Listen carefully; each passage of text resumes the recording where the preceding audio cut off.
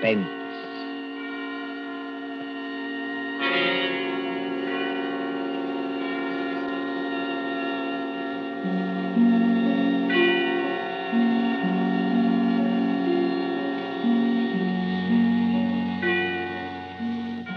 The hushed voice and the prowling step in the dead of night. The crime that is almost committed.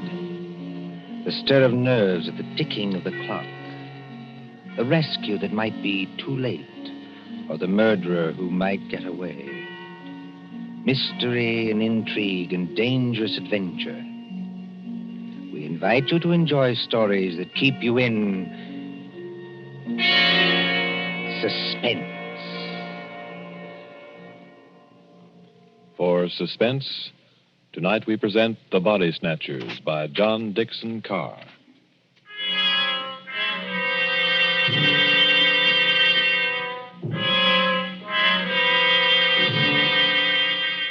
Beware of the body snatcher who prowls after dark. Beware of the graves he robs. Beware of the murders he commits to provide new corpses for the doctors. Up to the year 1832, the body snatchers terrorized England.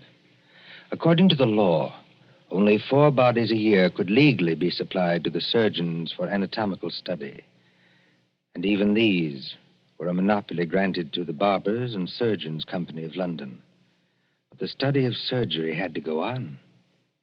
In hundreds of medical schools all over England, perfectly reputable doctors were compelled to buy bodies and ask no questions. In 1828, burst the scandal of Burke and Hare, who found grave robbing too slow and murdered 16 persons in order to supply Dr. Knox of Edinburgh. And so, out of basic good purpose, sprang the evil of the body snatcher.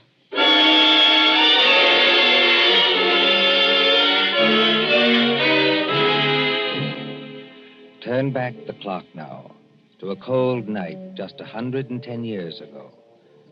Look into the brick kitchen of a house on Wandsworth Common, not far from London. There, in the light of a tallow dip, sits old Mother Slade in her draggled bonnet.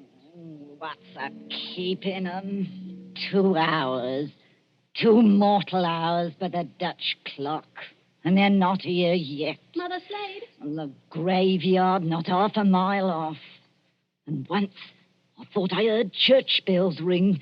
And once... Mother Slade, did you call? No, my girl, I did not call. But I thought I And heard... what are you doing up at this hour, my girl? I was only locking up, Mother Slade. Ain't it enough to have taken you over from a good-for-nothing mother not worth the gunpowder to blow her up? Please, Mother Slade. And given you a good home and brought you up practically like a lady with only the housework to do? I'm sorry, Mother Slade.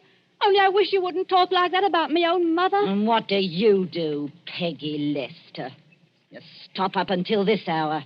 You mislay me snuff box 20 times a day. I was only going to say I thought I heard a horse and cart in the lane. In our lane? Yes, Mother Slade. There it is now. Yes.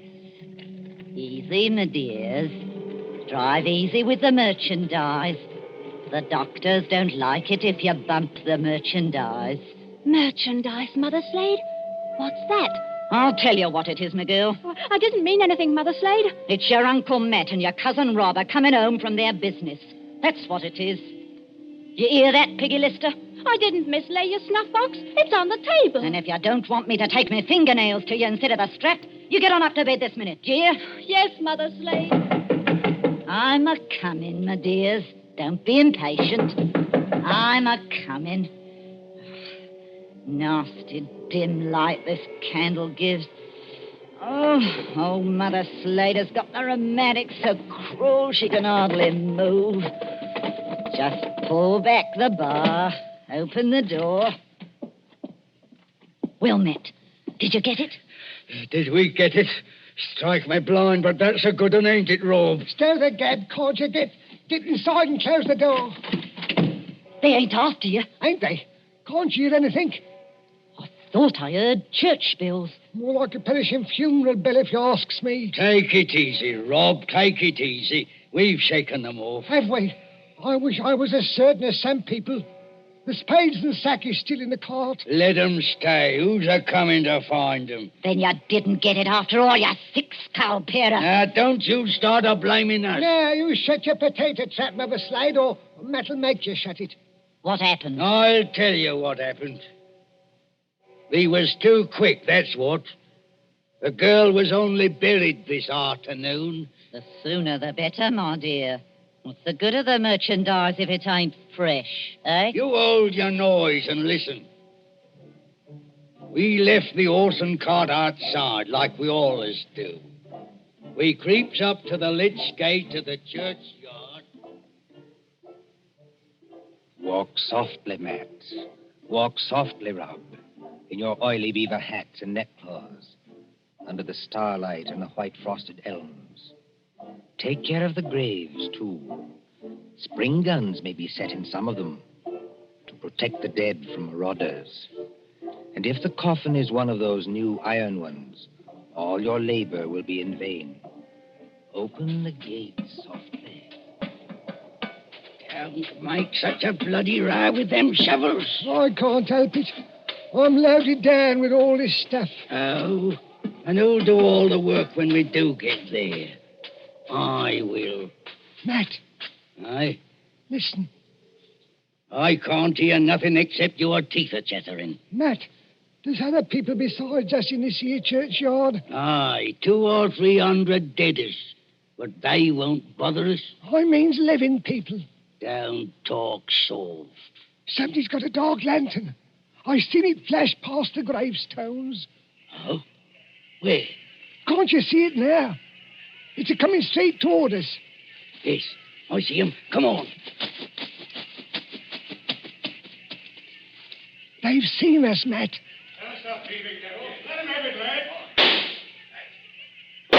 Easy, does it, Rob. Down beyond the gravestones. Crouch down. They can't shoot through stone. Matt, it says here, sacred to the memory It's of... the girl's relatives. They've been watching her grave. All the great boys. They want to get out now, they'll have to climb the wall. Oh, Struth. If only I had me Barkers. First time in 2 years I've gone without a brace of pistols, and this happens. But you ain't got your barkers, Matt Patterson. I got what's just as good.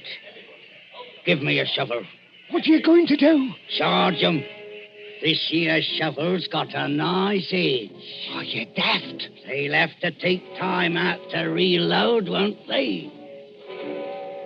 Hear that? Somebody started the bell. That'll bring down every peeler within a mile. If you want a tithing ticket and a neck in a rope, stop where you are. But if you don't want to get scragged before your time, follow me. That's all there is to it, Mother Slade. We went out by the gate, and blow me if they could stop us. You perishing numbskulls. Did they recognize you? No. We had our neckerchiefs round our eyes. And did you do it? I don't know. There's blood on the shovel. No, there ain't, Mother Slade. I wiped it off. Anyway, we're here. What I want now is a Christian fire to sit by, and a drop of spirits to warm my stomach. There's no spirits in the house, Matt Patterson. Don't you lie to me, you ugly mouth. Let go of me hand, Matt Patterson. I'm warning Better you. let it go, Matt. There's no spirits. Only half a loaf of bread. Don't I know it? I haven't tasted a drop of gin all day. And the black dog's on me back. Well, Hark at what I say. The doctor was promised a corpse tonight. All right, dearie, he gets a corpse tonight. Oh, there's that funeral bell again. what's the clock, old hag? Come on, spit it out. A nice young corpse without any trouble or bother. Aye. What about young Peggy upstairs? Strike me blind. What about it, eh? You'd have to be mighty careful. Why? You'd have to smother her with a pillow while I sit on her legs. That's what Burke and Eyre done up in Edinburgh. Then you don't leave any marks on them. Here. See? Here, off a tick, wait. What? If the doctors see they've been polished off, just plain murdered, they won't have nothing to do with it. Leastwise, they don't like it. Like it or not, dearie, they all do. Who's buying the beef tonight? Dr. George Arnold. Him? The young fella out Fulham way? That's the man, dearie. But I thought he was too pious and holy to play. That's what Dr. Arnold thought, too, till they started putting the screws on him at Bart's College. No corp, they said to him, no lecture. No lecture, no students. It all comes to it, dearie, sooner or later. What beats me is why they got to have these bodies. You'd think the doctors killed enough people as it is, without buying them after they was dead. Don't you question the ways of Providence, Matt Patterson. You can't do it, Matt. You can't do it, Mother Slade. You stow that noise, Bob Prentice. Do you want to wake the poor girl upstairs? But you can't do it. This cove Arnold, he knows her. Arnold knows who. He knows Peggy. Peggy fair worships the ground he walks on. Oh. He set her arm once when Mother Slade broke it, accidental-like, and she can't forget him. What's Arnold going to think when he opens up the sack and he finds What his... can Arnold do? He's bought her, ain't he? He can't go to the police and say he's bought her. Peggy. Peggy Lester. Don't do it, Mother Slade. Don't do it. And how do you two thickheads know what Mother Slade is going to do? You're going to kill her, ain't you? Peggy. Peggy Lester. I thought I heard her moving about upstairs. You did, Mr. Milk and Water. She's on the stairs now. Rob, you're the least to be depended on. Go out and fetch in the sack. Don't do it. It'll bring us all bad luck. Matt, you're a lad after me own heart. You stop where you are and do just as I tell you. Trim the candle. Let's have it all nice and snug. What'll she bring, do you think? 15 guineas. Maybe 20. Maybe more. 20 guineas? Strike me blind. But this is a way of doing business that I like. Listen. Did you call me Mother Slade? That's right, my ducky. That's right, my little pet. Put your wrap around you and your slippers to keep your feet warm and come right down here to Mother Slade. I'm coming, Mother Slade. I'm coming.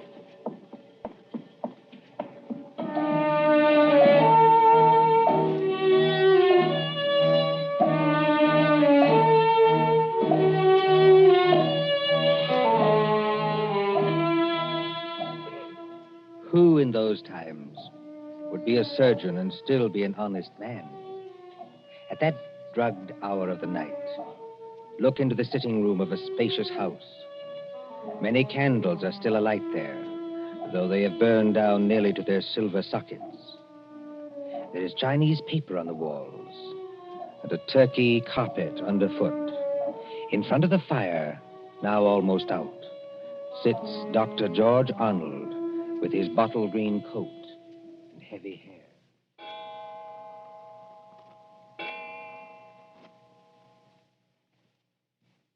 Dr. Arnold, sir. I beg your pardon, Mrs. Tancred. Dr. Arnold, sir. It's gone 2 o'clock. Yes, so it has. You've got a lecture to deliver tomorrow, and you'll be all worn out. Why don't you go on up to bed? Mrs. Tancred. Yes, sir? You're a jewel of a housekeeper. I admire you, and I can't do without you, but would you please go away and let me alone? Sure, I'm very sorry, sir. No offense intended. Stop. I shouldn't have said that. I'm thinking too much, perhaps. And smoking too many cigars, if you'll excuse me. Why must they keep tolling that bell at East Hill Church? Why must they keep it up all night? Well, sir, Elsie says the parson told them to do it. Elsie. Wait. Who is Elsie? Dr. Arnold, sir. I know you're always up in the clouds, mooning over books and whatnot, but I did think you'd recognize the name of your own parlour maid. Oh, that Elsie. I see. Well?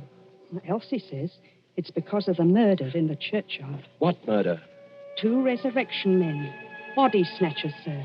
Oh, you wouldn't know anything about such people. No, of course not. They were caught trying to rob a grave, but they got away. One of them was a horrible big fella. split Willie Kendrick's head open with the edge of a shovel.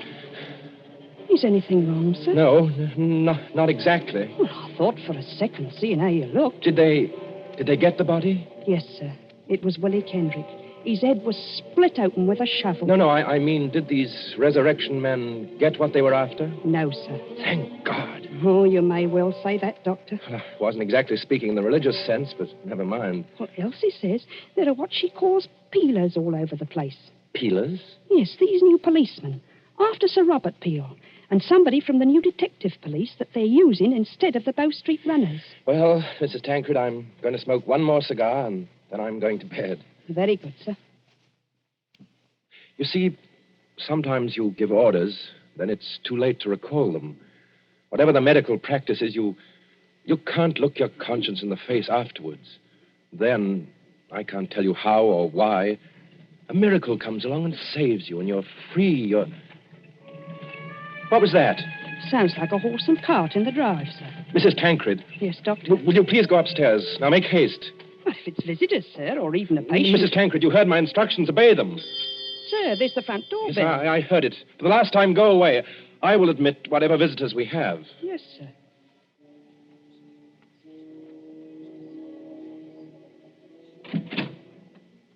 Good evening, dearie. Oh, come into the sitting room here, Mrs. Slade. La, sir. Just call me Mother Slade. You don't hardly seem natural or friendly to hear anything else. It's a pleasure to curtsy to you, Doctor. Coo. What a lovely room. I suppose... Your candles is going out, though. One by one. Poof. Then you'll be in the dark. I suppose you've come to report failure. Failure, dearie? I understand you didn't get what you went after. Bless you, dearie. We got something just as good. Finest piece of merchandise you ever saw. You haven't got it here. Bless you, dearie. Mother Slade always keeps her word. Bring the merchandise in, my dears, so the doctor can see it. Quiet, please. Oh, of course, dearie, I forgot. Thank you, Pat. The big fellow with the black eyebrows is Uncle Matt. The little fellow with the watery eyes is Cousin Rob. And between them, in that sack, they're carrying... Well, who is it in the sack? 19-year-old girl, dearie. Finest anatomical specimen you ever saw. Merciful Where do heavens. you want this here thing dumped, Governor? Easy now, Matt. Why did you bring it here? That's where you told us to bring it, dearie. I mean, why did you bring it to the front door? Why not to the surgery? Only place in the house where there was lights, Governor. Hurry up now. Where do you want it? Well, take it Yes, dearie? over and put it in the cupboard there, where I'm pointing. This cupboard here, sir. Yes, then close the cupboard door. Shame on you two. Tracking your muddy boots over the doctor's lovely turkey carpet. Easy, my dears, easy now. All right, Robin. She goes. Don't bruise the merchandise. Whatever you do, don't bruise the merchandise. Right, me blind. What's the odds? She can't feel it now. There's your body, Mr. Sawbones. Now, let's see your money. Well, just one moment before I give it to you. There ain't no itch in this, is there? Better not be. No, I made a bargain with you, and I'll stick to it. Thank ye. That's uncommon genteel of you. Kindly stand back, sir. You're 2 stone of fat heavier than I am, and you don't impress me. Easy, Matt. Take it easy. I want to ask only one question. Where did you get that body? That's a question, dearie, what people in your profession don't ask. Why not? 'Cause they don't dare. That's why. Would the police be interested in where you got the body? No, dearie. Not half so interested in as where we brought it. To your house. It's your responsibility now. Yes, I suppose it is. The victim wouldn't be, by any chance, that pretty little girl you used to treat so unmercifully? You hold your noise about how I treated her. I was rather fond of Peggy. Strike me blind. I think the Sawbones... Oh, get out of this house, all of you. Go on, get out. Not without that money, dearie. It's 20 guineas now. There's money on the table under that newspaper. Take what you want, and get out of here before I... Oh, what was that? Aye. What was it? A late visitor, I imagine. Was you expecting anybody? Eh? No. Don't drop the lovely money, Rob. Don't drop it all over the carpet. Pick it up. Is the back way, are these? Yes, it's the way you should have come. Through that arch and down the passage. Thank you for the rhino, Governor. And no games, mind you, if you know what's good for you. Good night, dearie. Remember, you've got the body now. Yes. I've got the body now. Poor little devil. Dr. Arnold, sir. In heaven's name, Mrs. Tancred, haven't you gone to bed yet? I had to get up, sir, to answer the bell. Yes, of course. I'm sorry. Dr. Arnold, what's the matter with you? Matter? You're as white as a ghost, and you're almost crying. Am I? Well, we must remedy that. Oh, it's so dark in here, I could barely see you sitting there. The candles going out, one after another. Nothing but smoke and an ugly smell of grease, and that cupboard door. What about that cupboard door? Oh, I always declare, sir, it won't keep shut without any latch or bolt, if you'll excuse the liberty. Mrs. Tancred, keep away from that cupboard. Dr. Arnold, sir. Are you ill or anything? No, but keep away from that cupboard. Who rang the bell? Oh, dear, I was almost forgetting. It's that man Elsie was talking to us about. What man? The officer of the detective police, sir. He wants to see you. Well, I'll see him, but in some other room, not here. It's as you say, there's not enough light. Not a bit of it, Doctor, not a bit of it. Never too dark, as you might say, where the police are concerned. I couldn't help it, sir. He must have followed me down the hall. Are you... That's right, Doctor. I'm Stalker at your service. Inspector Stalker. Well, how do you do, Inspector? Mrs. Tancred, you may go. By your leave, sir. I'll just get some more candles and put them in that bracket by the cupboard. It's not in use. No, you needn't trouble. It's no trouble, sir. Excuse me. First of all, Doctor, I must apologize for intruding as late as this. Not at all, Inspector. Will you be seated? Thank you, sir. Thank you kindly. Now, I dare say you're wondering why I'm here. Oh, yes, I am, rather. It's a bad business, Doctor. A very bad business. You mean the murder in the churchyard? Oh, you've heard about it. Well, my housekeeper said something about a man being killed with a shovel. Well, that's right, Doctor. Not much doubt about who did that. No? No, the little fella dropped his dark lantern with the initials on it. They're professional body snatchers. We've had our eye on them for a long time. Speaking of body snatchers, Doctor... Well? I expect this anatomy law is pretty hard on you surgeons. It's an infamous law, sir. All the same, Doctor, it is the law. Yes. And if any surgeon happened to be caught with a body, especially a murdered body... What are you hinting at? Oh, nothing, Doctor, nothing. By your leave, I only want to ask a question. Well? What time did your friends leave? Now, come, Doctor. As one man of the world to another, do you see any green in my eye? You are not going to say you had no guests when their horse and cart are still at your front door. They didn't get away. No, Doctor, they didn't. They made a little reception committee as they left by the back door. Darbies on the wrists. Snap. Just as I might reach out and touch your wrist. Like this. What do you mean by darbies? Handcuffs. I've got a pair in my pocket. Gags into their mouths. That's to keep them from biting. Look, do we have to go on with this? You already seem to know everything I could tell you. Not exactly everything. I don't know, for instance, where you've hidden the girl's body. You're a very diligent man, Inspector Stalker. Thank you, sir. I try to do my duty. You said a girl? These gin-muddled degenerates have been watched every second since they left East Hill Churchyard. They hadn't a body then, but they brought one here. And there's only one other person who lives in the same house with them. Dr. Arnold, sir. Mrs. Tancred, listen to me. Yes, sir. Must you always break in with the most completely ill-timed entrances at all the worst period of my life? I was only trying to be helpful, sir. That's right, madam. Always be helpful. You had to have some light. Here's the candles, sir.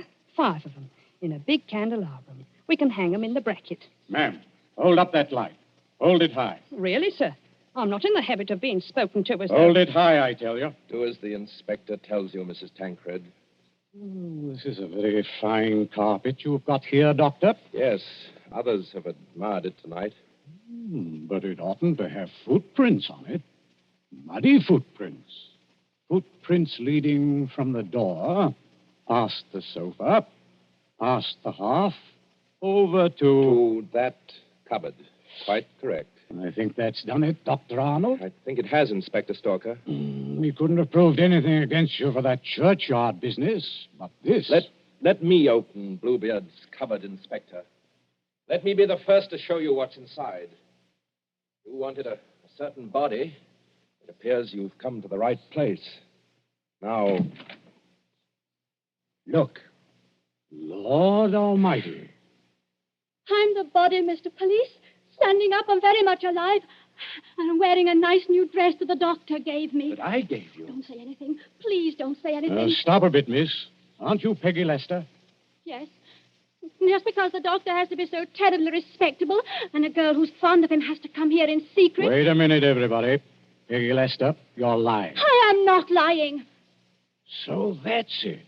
Why didn't I guess it? It's the oldest body snatcher's trick in the world. Is it? Of course, the old pinch penny like Mother Slade couldn't sacrifice a good household grudge. Of course they brought the body here, instead of taking it to the surgery, where it might get locked up. Could you be persuaded, Inspector, to tell us just what you're talking about? The body snatcher, sir. Well, what about them? They take a living accomplice and put him into a sack and sell him to a green doctor as a dead man. Yes, but see here, They get the best price they can. Then in the middle of the night, that accomplice gets up and robs the doctor's house. And the doctor can't tell us because he's bought illegal goods. I never intended to go through with it. No, young woman? I tell you, I wasn't going to rob the house. They made me do this. I was going to tell Dr. Arnold. When I found out where they were taking me, I pretended to go through with it so I could warn the doctor. They can hurt so much, you'll agree to almost anything. Oh, that sounds like the truth, but it puts me in a funny position and no mistake. well, your three murderers, Inspector, seem to be leaving. Yes, they're leaving right enough. Trussed up like fowls and under guard. Does anybody go with them? Well, how can anybody go with them? I'm willing to believe this girl acted under threats. She's committed no crime. And I don't for the life of me see how we can touch you. Can't touch me? No, sir. And confound you for making me lose a night's sleep. There's no body. You didn't even buy a body. Will you tell me, Doctor, just what crime you've committed?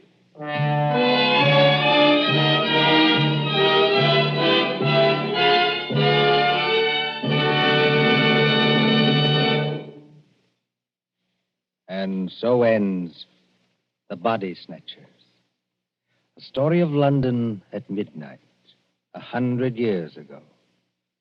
And tonight's story of Suspense.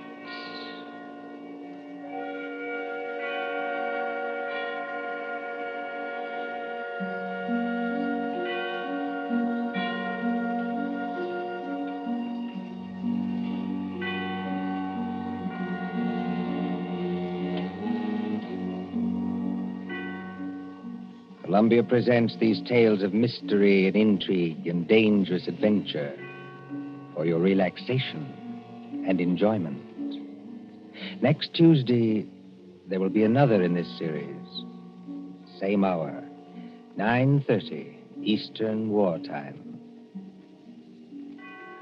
William Spear, the producer, John Dietz, the director, Alexander Semler, the composer, conductor, and John Dixon Carr, the author, are collaborators on Suspense. This is the Columbia Broadcasting System.